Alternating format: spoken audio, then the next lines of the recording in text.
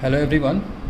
तो अभी तक हमने कंडक्टेंस पढ़ लिया है और गैल्वेनिक सेल कंप्लीट कर लिया, ठीक है। अब हम लोग पढ़ेंगे इलेक्ट्रोलाइटिक सेल। अब हम लोग क्या पढ़ेंगे? Electrolytic cell. Electrolytic cell last topic बचा हुआ है, ठीक है। आज और कल तक इसको फिनिश कर देंगे। तो इलेक्ट्रोलाइटिक सेल एक्चुअली क्या होता है कि एक ऐसा सेल, क्या बताए थे इसका डेफिनेशन? इलेक्ट्रोलाइटिक सेल का डेफिनेशन क्या बताए थे कि एक ऐसा सेल जो क्या करता है, जिसको हम लोग प्रोवाइड कराते हैं इलेक्ट्रिकल एनर्जी बाहर से, जिससे कि नॉन स्पॉन्टेनियस रिडॉक्स रिएक्शन होता है। नॉन स्पॉन्टेनियस का मतलब ऐसे रिएक्शन पॉसिबल हो जाएंगे जो कि अपने आप नहीं हो रहे थे, हम बाहर से करंट देके उसको उस रिएक्शन को करवाएं। जैसे कि एक एग्जांपल देंगे तब तुमको समझ में आएगा। एक नोट सही देते हैं, देखो नोट से, हाँ लाइक ये है। तो इसमें सबसे पहले जो इलेक्ट्रोलाइटिक सेल है उसमें एनोड होता है और कैथोड होता है। और ये चीज़ तुम लोग इलेक्ट्रोलाइटिक सेल क्लास 9-10th में पढ़ते थे ना, एनोड पॉजिटिव होता है, कैथोड नेगेटिव होता है। तो that was electrolytic cell, that was electrolytic cell, ठीक है। तो एनोड पर पॉजिटिव है, कैथोड पर नेगेटिव है। अब ये एनोड भी मान लो प्लेटिनम का है, कैथोड भी क्या है, अब प्लेटिनम का है, लेकिन ये नेगेटिव इलेक्ट्रोड है, ये पॉजिटिव, क्योंकि ये पॉजिटिव से जुड़ा है, ये नेगेटिव से जुड़ा है, ठीक। अब देखो, अब मान लो हमने एक्वस सॉल्यूशन लिया है, मतलब NaCl का सॉल्यूशन है, वो मोल्टेन NaCl लिया है। मोल्टेन मतलब पेस्ट फॉर्म में थोड़ा, ठीक है, पिघला हुआ NaCl लिया।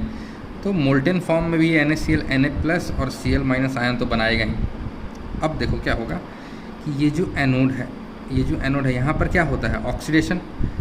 पूरे इलेक्ट्रोकेमिस्ट्री में एनोड पर ऑक्सीडेशन, कैथोड पर रिडक्शन होता ही है, चाहे इलेक्ट्रोलाइटिक सेल हो या गैल्वेनिक सेल है। तो अगर एनोड पे कराना तो क्या कराना होगा, ऑक्सीडेशन में क्या होगा, ये जो Cl- है ये जाके डिपॉजिट होगा कहाँ पर, एनोड के पास डिपॉजिट होगा Cl-। तो ये Cl2 गैस यहाँ पर लिबरेट करेगा, Cl2 गैस वो लिबरेट करेगा और ये Cl- जो है Cl2 में कन्वर्ट हो जाएगा एनोड पर। कैथोड क्या करेगा, और कैथोड क्या करेगा, कैथोड क्या है, निगेटिव। तो यहाँ से Na+ जो है वो इसके तरफ अट्रैक्ट होगा, नेगेटिव इलेक्ट्रोड की तरफ। तो Na+ एक इलेक्ट्रॉन लेके Na सॉलिड बनाएगा। तो मतलब यहाँ पर जो है Na सॉलिड जमा होंगे, यहाँ पर Na सॉलिड जमा होंगे। अब देखने वाली दिलचस्प बात ये है कि भाई इसमें ऐसे रिएक्शंस हो रहे हैं जो अपने आप पॉसिबल तो नहीं है। जैसे Na+ और प्लस इलेक्ट्रॉन, Na++ हमको पता है कि सोडियम तो यार इलेक्ट्रॉन डोनर है ना, ये इलेक्ट्रॉन लेगा क्यों, ये इलेक्ट्रॉन लेगा क्यों? तो कहीं ना कहीं एक लगा कि जो Na+ है वो इलेक्ट्रॉन कैसे ले लिया, ठीक है। तो ये मतलब ये reaction is a non spontaneous reaction, और इसीलिए इस नॉन स्पॉन्टेनियस को कराने के लिए हमने क्या किया, यहाँ से पोटेंशियल डिफरेंस कुछ सप्लाई किया, है, समझे। तो ये रहा हमारा एनोड का रिएक्शन और कैथोड का रिएक्शन। समझ में आ रहा है, नॉन स्पॉन्टेनियस रिडॉक्स रिएक्शन को ये करवाने में सक्षम है इलेक्ट्रोलाइटिक सेल। अब सबसे मेन पॉइंट आएंगे क्वांटिटेटिव एस्पेक्ट्स ऑफ इलेक्ट्रोलाइसिस, या जिसको बोलते हैं फैराडेज लॉ ऑफ इलेक्ट्रोलाइसिस, ठीक है। थोड़ा सा क्वांटिटेटिव स्टेप्स वो देख लें कि इलेक्ट्रोलाइसिस का क्या है, ठीक है, क्या क्वांटिटेटिव है, फिर क्वालिटेटिव भी बात करेंगे कल। आज क्वांटिटेटिव वाले पोर्शन पे बात करते हैं, ठीक। अब देखो,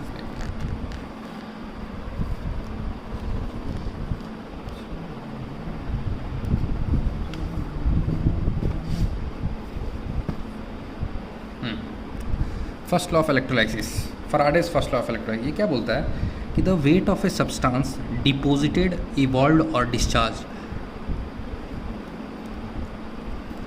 तीनों वर्ड यूज हुआ है कि जो wait of substance that is deposited, evolved और डिस्चार्ज इज डायरेक्टली। अच्छा, कहाँ पर डिपॉजिट या इवॉल्व या डिस्चार्ज होगा, तो इलेक्ट्रोड के पास। ये जो इलेक्ट्रोड है ना, तो अगर यहाँ पर अगर इलेक्ट्रोड मतलब यहाँ पर अगर सब्सटेंस यहाँ जो भी निकल रहा है या कुछ डिपॉजिट हो रहा है इधर उधर, तो वो भी डिपॉजिट हो रहा है, ठीक है। The weight of a substance, उसका जो वेट होगा, मतलब जो भी इसमें से यहाँ पर जाके डिपॉजिट हुआ सपोज, और इसका जो वेट होगा वो directly proportional to the amount of charge pass through the electrolytic cell. वो डायरेक्टली किसके उसमें है, to the amount of charge pass through the electrolytic cell, ठीक है। The weight of a substance is deposited और evolve और discharge is directly proportional to the amount of charge pass through the electrolytic cell. मतलब जितना charge पास करोगे उससे उतना ज़्यादा करंट उसका उतना ज़्यादा क्या होता था, वेट वहाँ जमा हो जाता है। जितना ज़्यादा करंट तुम दोगे उतना ज़्यादा वेट यहाँ पर जाके जमा हो जाएगा। मतलब ये जो करंट हम प्रोवाइड कर रहे हैं तो एक एनर्जी प्रोवाइड कर रहे हैं जिससे कि जो ज़बरदस्ती वाले रिएक्शंस हो वो हो जाए। जैसे बॉर्डर मूवी में सुनील शेट्टी ने क्या किया था, ठीक है। तो देखो बात ये है कि अगर अपने आप ना हो तो हमने क्या किया, एक्स्ट्रा एनर्जी सप्लाई करके करवाया। हमने एक्स्ट्रा एनर्जी सप्लाई करवाया, ठीक है। और ये एनर्जी हम कहाँ से दे रहे हैं, इस पोटेंशियल डिफरेंस से, जो बैटरी लगाए हैं ना, इससे हम एनर्जी प्रोवाइड कर रहे हैं, ठीक। तो W, तो ये लॉ क्या है कि weight is directly proportional to Q। Weight is directly proportional to Q। W क्या है, वेट ऑफ सब्सटेंस जो कि जाके डिपॉजिट हो रहा है, इलेक्ट्रोड पर, रिस्पेक्टिव इलेक्ट्रोड पे या लिबरेट हो रहा है, वो डायरेक्टली प्रोपोर्शनल है किसके, चार्ज के। तो W is equal to ZQ। Z क्या है, एक कांस्टेंट है, प्रोपोर्शनलिटी का साइन हटा तो एक कांस्टेंट है ZQ।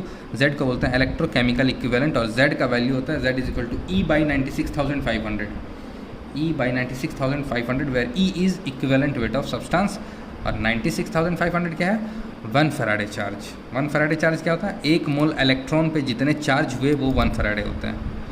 1 मोल इलेक्ट्रॉन पे जितने चार्ज हुए, ठीक है, उसको 1 फैराडे बोल देते हैं। तो यही लॉ है, W is directly proportional to Q, W is equal to ZQ। अब W इज इक्वल टू इस Q charge, Q is equal to IT formula अब तक तो फिजिक्स में पढ़ ही लिए होगे, Q is equal to IT। तो W is equal to Z रहने दिए, IT पुश कर दिए, तो ये तीनों फार्मूला यूजफुल हो जाते हैं अपने। Z क्या है, Z है E/96,500। E क्या है, equivalent weight of substance. Clear, यानी जो W का एग्जैक्ट फार्मूला होगा वो है E। Z के जगह क्या आ जाएगा, E/96,500 into I into T, ठीक। जहाँ पर I जो है करंट है, टाइम है सेकंड में, ठीक है। अब ये सबसे इम्पोर्टेंट बात है, सबसे इम्पोर्टेंट कि फैराडेज लॉ का, चलो तो इसको नोट कर लिए। अब देखो Faraday's first law can also be express. Faraday's का जो फर्स्ट लॉ है वो एक और तरीके से हम बोल सकते हैं। एक तो तरीका ये है, दूसरा तरीका बोलने का ये है कि दूसरा तरीका ये है, ठीक है, इलेक्ट्रोड है ये, जो फैराडेज है उसका सेकंड स्टेटमेंट ऐसे समझा जा सकता है कि जितना Q हम पास करेंगे, जितना चार्ज हम पास करेंगे, मतलब यहाँ से जितना चार्ज पास करेंगे उतना ही नंबर ऑफ इक्विवेलेंट्स जाके डिपॉजिट होता है।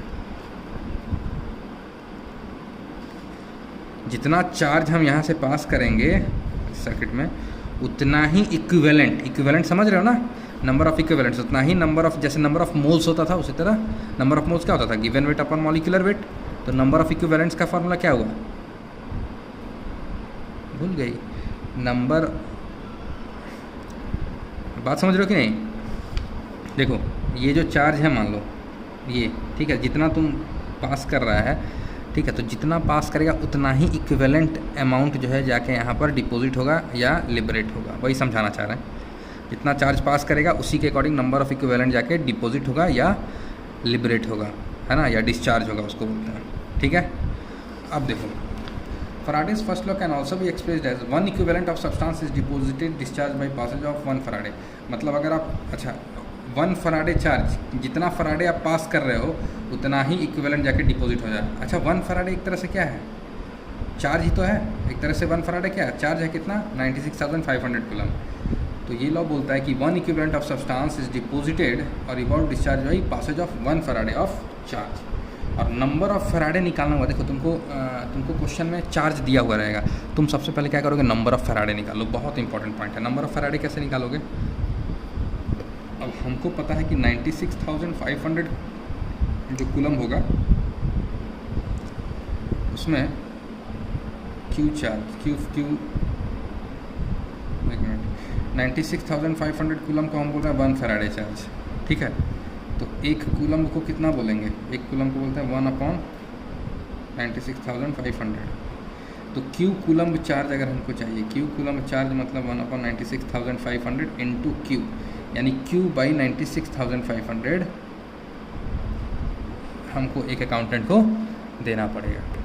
ठीक है, तो सबसे पहला क्या करोगे, नंबर ऑफ़ फैराडे निकालोगे। नंबर ऑफ़ फैराडे कैसे निकलेगा, सबसे पहला अगर देखोगे इस टाइप का क्वेश्चन है तो सबसे पहला क्या कर दो, नंबर ऑफ़ फैराडे निकालो। Number of Faraday of charge कैसे निकालेंगे, क्यू दिया रहेगा, या तो क्यू दिया रहेगा या तो करंट और टाइम दिया रहेगा। तो क्यू दिया रहा है, आई टी दिया रहा है, कुछ भी दिया रहा है, 96,500 से कैलकुलेट करके नंबर ऑफ़ फैराडेज निकाल लेंगे।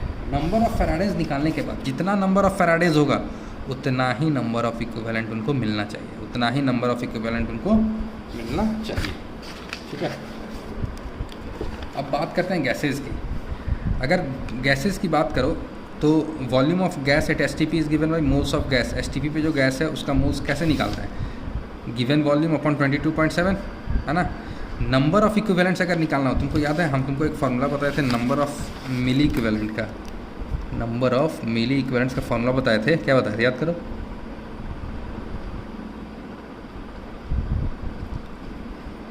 नंबर ऑफ़ मिली इक्विवेलेंट ये होता है moles into n factor into 1000। अगर हम तुमसे नंबर ऑफ़ इक्विवेलेंट्स का फार्मूला बताओ मोल्स और एन फैक्टर के टर्म में, मोल्स इंटू एन फैक्टर ही तो होगा, 1000 थोड़ी ना होगा। सोच के देखो ये 1000 नहीं होगा, ठीक है, क्योंकि तुम अपने ही बच्चे हो सनराइज, सॉरी हाँ, तो तुम लोग नंबर ऑफ़ जो मिली इक्विवेलेंट है वो मोल्स इंटू एन फैक्टर है इंटू 1000 है। नंबर ऑफ़ इक्विवेलेंट्स क्या हो जाएगा, मोल्स इंटू एन फैक्टर, 1000 नहीं लेंगे, ठीक है, क्योंकि इक्विवेलेंट निकालना है ना हमको, तो 1000 से डिवाइड कर दे, 1000 से डिवाइड करते, इधर भी 1000 से डिवाइड तो कट जाएगा ये चीज़। तो सबसे पहला काम रहेगा नंबर ऑफ़ फैराडे निकालना। नंबर ऑफ़ फैराडे कैसे निकालते हैं, फिर से एक बार लास्ट फार्मूला देख लो, क्यू अपॉन 96,500 या आई टी अपॉन 96,500। जितना नंबर ऑफ़ फैराडे होगा उतना ही नंबर ऑफ़ इक्विवेलेंट्स आप बोल देना। ठीक, if volume of a gas at STP is given moles of gas is equal to V by STP, और नंबर ऑफ इक्विवेलेंट्स क्या होगा, number of moles into n factor. ये भी इंपॉर्टेंट है, गैस के लिए number of moles into n factor. ठीक है, तो number of equivalent of gas at STP हो जाएगा वी बाई 22.7, जो ये हमेशा आपके साथ रहता है, इंटू एन फैक्टर। ठीक है, तो बता के जाना, कोई नहीं। अब देखो H2 गैस का एन फैक्टर कितना दिया हुआ है, 2, सेक्शन में दिया हुआ है। Cl2 का एन फैक्टर कितना दिया हुआ है, 2, ठीक है। O2 का एन फैक्टर 4, ठीक। तो यही 2-3 गैस, ज़्यादातर ये दोनों गैस तुमको मिलेंगे, और ये दोनों बहुत इंपॉर्टेंट है कि H2 गैस का एन फैक्टर कितना, Cl2 गैस का एन फैक्टर कितना, ठीक है, क्योंकि आइसक्रीम अभी लेके आ रहे हैं। अब देखो, find the weight of silver deposited when 9650 coulomb of charge is pass through silver nitrate solution. बोल रहा है कि AgNO3 का सॉल्यूशन है, क्या बोल रहा है, AgNO3 का सॉल्यूशन है, और उसमें हम कितना चार्ज पास कर रहे हैं, 9650 कूलम पास कर रहे हैं। तो बताओ कितना वेट सिल्वर का डिपॉजिट होगा, कितना वेट सिल्वर का डिपॉजिट होगा। तो सबसे पहले एन फैक्टर निकाले कि Ag plus electron Ag n factor 1। Number of Faraday, दूसरा काम क्या है, number of Faraday. Number of Faraday का मतलब है कि जो भी चार्ज दिया हुआ होगा उसको 96,500 से डिवाइड कराएंगे, और फिर उसको हम लोग चेंज करेंगे किसमें, फैराडे में। तो देखो 9650 कूलम चार्ज दिया हुआ था, ये आपका गिवन चार्ज था कि 1 फैराडे में कितना चार्ज होता है, कट किए तो कितना आया, 0.1 फोकल, ठीक है। अब 0.1 फैराडे अगर तुम पास किए हो, इसका मतलब कितना इक्विवेलेंट तुम वो जमा हुआ है जाके, 0.1 इक्विवेलेंट है। जितना फैराडे पास करोगे उतना ही इक्विवेलेंट जाके जमा होगा, ये मेन रूल है। अगर इस पोजीशन से चलोगे तुमसे हर क्वेश्चन होगा कि भाई तुम जितना चार्ज पास किए हो तुमको सबका वो देना पड़ेगा, क्या बोलते हैं, उतना ही इक्विवेलेंट तुमको देना पड़ेगा। 0.1 Faraday is equal to 0.1 equivalent of Ag will deposit. अच्छा, अब मान लो इक्विवेलेंट्स तुमको पता है 0.1, तुमको मोल्स नहीं पता है, Ag इंटू एन फैक्टर तो पता चल गया 1। मोल्स ऑफ Ag कितना होता है, given weight upon molecular weight into क्या करोगी, उसको लगा दोगी, तो वो हो जाएगा तुम्हारा कितना, wait in gram upon 108 into क्या, इंटू 1 एन फैक्टर। तो ये जो है ये अपना क्या आ गया, यहाँ से क्या आ जाएगा, सब कुछ पता है तो वेट इन ग्राम पता चल जाएगी कितना वेट जाके डिपॉजिट हो रहा है इतना चार्ज पास करने से। ये मेथड समझ में आ रहा है, कुछ नहीं करना, नंबर ऑफ़ फैराडे निकाल के धर देना है। नंबर ऑफ़ फैराडे जैसे निकाल लोगे उसको उतना इक्विवेलेंट बोल देना कि इतना फैराडे निकला है, तो मतलब इतना इक्विवेलेंट मैंने काम किया जो भी है ना, कि तुम्हारा जितना फैराडे है उतना इक्विवेलेंट तुमको मिल गया। अब यहाँ इक्विवेलेंट के बाद सब तुमसे क्या पूछ रहा है, मोल्स पूछ रहा है कि वेट इन ग्राम पूछ रहा है, ये तो तुम जानोगी ना, ठीक है। तो 0.1 equivalent of Ag will deposit, इस इक्विवेलेंट को हम लोग क्या कर देंगे, मोल्स में चेंज कर देंगे, एन फैक्टर इतना है ही, और एक दिन जाके काम हो जाएगा अपना। क्लियर। इस क्वेश्चन को सॉल्व करने का दूसरा मेथड भी था, जेड क्यू वाला, W is equal to Z Q, W direct formula base, W is equal to E by 96,500 into Q. ठीक है, ई क्या है, ई क्या है, इक्विवेलेंट वेट, भूलना मत, E is equivalent weight. Equivalent weight क्या होता है, given weight upon molecular weight. ठीक है, और तो ये हो गया तुम्हारा molar mass upon n factor. ठीक, और Q से मल्टीप्लाई किया है ताकि ये नंबर ऑफ फैराडे दे दे, नंबर ऑफ फैराडे जितना उतना ही आपका, उसको इक्वेट कर दिया, नंबर ऑफ फैराडे को इक्वेट कर दिया तो तुमको पता चल गया कि सिल्वर बुला रहा है। ठीक है, ये चीज़, तो ये दूसरा लॉ था, सॉरी ये पहला लॉ था, दूसरा क्वेश्चन था ना। ये भी क्वेश्चन देखोगे, calculate the volume in litres of CO2 gas evolved at 0 degree Celsius when 100 ampere current is pass through molten. देखो फिर 100 एम्पियर करंट दे या चार्ज दे, तुरंत तुमको क्या करना है, किसी भी तिकड़मबाजी से फैराडे निकालना। फैराडे निकालेंगे कैसे, जो भी होगा 96500 उसका भी है शायद। ठीक है, तो जो भी उसका चार्ज होगा, जो भी उसका करंट होगा या जो भी चार्ज होगा, उसको हम लोग 965,000 से क्या कर लेंगे, डिवाइड कर देंगे। तो जो चार्ज है Q is equal to IT होता है, I हो गया 100 और टाइम जो है सेकंड में जा रहा है। ठीक, अब क्या हो रहा है कि नंबर ऑफ फैराडे निकालना आसान हो जाएगा। क्या, Q चार्ज अपॉन 96,500 कर दिए तो फैराडे निकल गया, और जितना फैराडे निकला देखो उतना ही number of equivalent of Cl2 भी, जस्ट एज इट इज़ लिखते हैं 5 × 60 × 60 965। तो this is the number of equivalents of Cl2, exactly उतना ही। क्लियर। अब number of equivalent of gas पूछ रहा है, तो number of equivalent of gas का फॉर्मूला क्या होता है, moles into n factor. Moles into n factor कर दोगे आ जाएगा। क्लियर, और वहाँ से तुमको वॉल्यूम आ जाएगा, क्योंकि नंबर ऑफ इक्विवेलेंट तो तुमने निकाल लिया कि ये है, अब तुमको वॉल्यूम निकालना था, तो इसको इक्वेट कर दिए दूसरे से, मेरे से, तो फिर अपन क्या कि इसको इक्वेट करके वॉल्यूम निकाल ली कि वॉल्यूम इतना आ रहा है। लो क्लियर है। Faraday's second law of electrolysis देखो, अब पढ़ते हैं Faraday's second law of electrolysis. Faraday's second law of electrolysis क्या बोलता है कि अगर हम सपोज 3 इलेक्ट्रोलाइटिक सेल, 3 क्या मतलब कितने भी इलेक्ट्रोलाइटिक सेल, 4 5 2, ठीक है, एनोड है कैथोड है, इसमें भी एनोड है कैथोड है, तो अगर ये जो है, अगर ये तीनों इलेक्ट्रोलाइटिक सेल आपस में सीरीज़ में अगर रहें, सीरीज़ में ज्वाइन कर दिए, सपोज तीनों बैटरीज़ को सीरीज़ में ज्वाइन कर दिए, ठीक है, और यहाँ पर कोई सॉल्यूशन है, मान के चलो यहाँ पर सपोज ZnSO4 का सॉल्यूशन है, यहाँ CuSO4 का सॉल्यूशन है, यहाँ AgNO3 का सॉल्यूशन है, ठीक है। ZnSO4 मतलब Zn2 plus SO4 minus, CuSO4 का मतलब Cu2 plus SO4 minus, AgNO3 का मतलब Ag प्लस NO3 माइनस। तो ये लॉ ये बोलता है कि अगर हम सेम अमाउंट, अच्छा इसमें क्या है, सेम अमाउंट ऑफ चार्ज पास हो रहा है, बोल सकते हैं, अगर सीरीज़ में है तो तीनों में करंट तो बराबर होगा, तो same amount of charge is pass through different electrolytic cell. ये डिफरेंट इलेक्ट्रोलाइटिक सेल है, ये डिफरेंट इलेक्ट्रोलाइटिक सेल है, ये डिफरेंट है। तो खास बात क्या है, खास बात ये है कि अगर सेम अमाउंट ऑफ चार्ज पास करोगे सीरीज़ वाले इलेक्ट्रोलाइटिक सेल में, तो क्या होगा, same equivalent of substance deposit, same equivalent of substance, equivalent समझते हो ना, सेम नंबर ऑफ इक्विवेलेंट्स लिख दो, same number of equivalents of the substance is present, of the substance is present, ठीक है। सेम चार्ज पास करोगे, सेम करंट, तो उसके करस्पॉन्डिंग एकदम तुमको same number of equivalent of substance मिलेगा, ठीक है। तो यही है इसका फैराडेज सेकंड लॉ कि when same amount of charge is pass through 2 electrolytic cell. अब देखो 2 है मिनिमम, 2 3 भी हो सकता है, 4 भी हो सकता है, कितना भी हो सकता है, then same equivalent of substance are deposited और इवॉल्व्ड। ये सब एक ही वर्ड है, डिपॉजिटेड, इवॉल्व्ड और डिस्चार्ज। सेम इक्विवेलेंट, अगर सेम चार्ज पास करो तो सेम नंबर ऑफ इक्विवेलेंट जो है जाकर डिपॉजिट होगा एनोड और कैथोड पर। अब number of equivalents are same का मतलब क्या है कि number of equivalents of first electrolytic cell is equal to number of equivalent of second electrolytic cell. मतलब इसका एक नंबर ऑफ इक्विवेलेंट्स और इसका नंबर ऑफ इक्विवेलेंट्स दोनों का इक्वल होगा, ठीक है। तो इसका नंबर ऑफ इक्विवेलेंट क्या होगा, weight in gram upon equivalent weight, यही तो होता है। नंबर ऑफ इक्विवेलेंट्स का फॉर्मूला क्या होता है, given weight upon equivalent weight, तो weight in gram given weight upon equivalent weight, तो ये हो गया नंबर ऑफ इक्विवेलेंट्स ऑफ 1, और नंबर ऑफ इक्विवेलेंट्स 2 हो गया wait in gram upon equivalent weight, तो ये दूसरे का, ठीक है। दोनों का नंबर ऑफ इक्विवेलेंट्स बराबर कर दिया। अब weight in gram, equivalent weight को क्या लिख सकते हैं, molecular weight upon n factor, और एन फैक्टर नीचे जाएगा मतलब ऊपर चला जाएगा, और यहाँ भी इक्विवेलेंट वेट को क्या लिख सकते हैं, molecular weight into n factor. तो number of equivalents of 1 is equal to number of equivalents of 2। ठीक है, यही चीज़ कर देना। इसी में क्या करेगा, तुमको इसका वेट दे देगा, इसका वेट पूछेगा, एन फैक्टर तुमको पता ही रहेगा।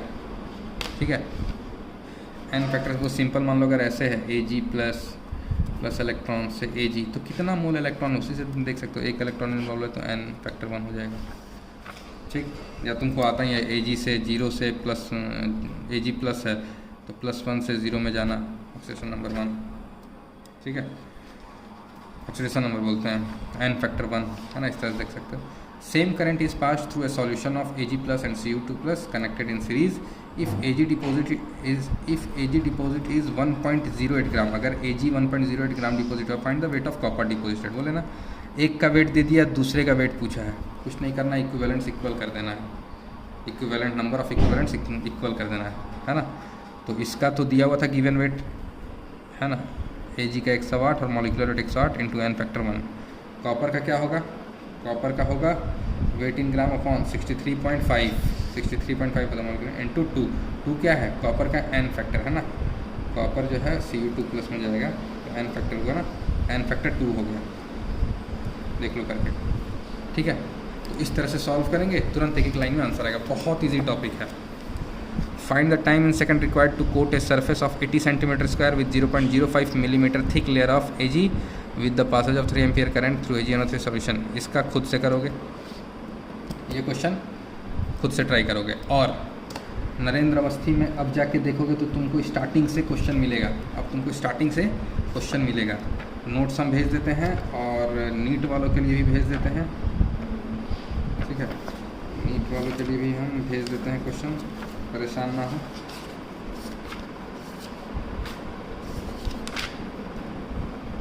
ये पूरा इलेक्ट्रोलाइसिस का क्वेश्चन है, ठीक है, ये पूरा करना है।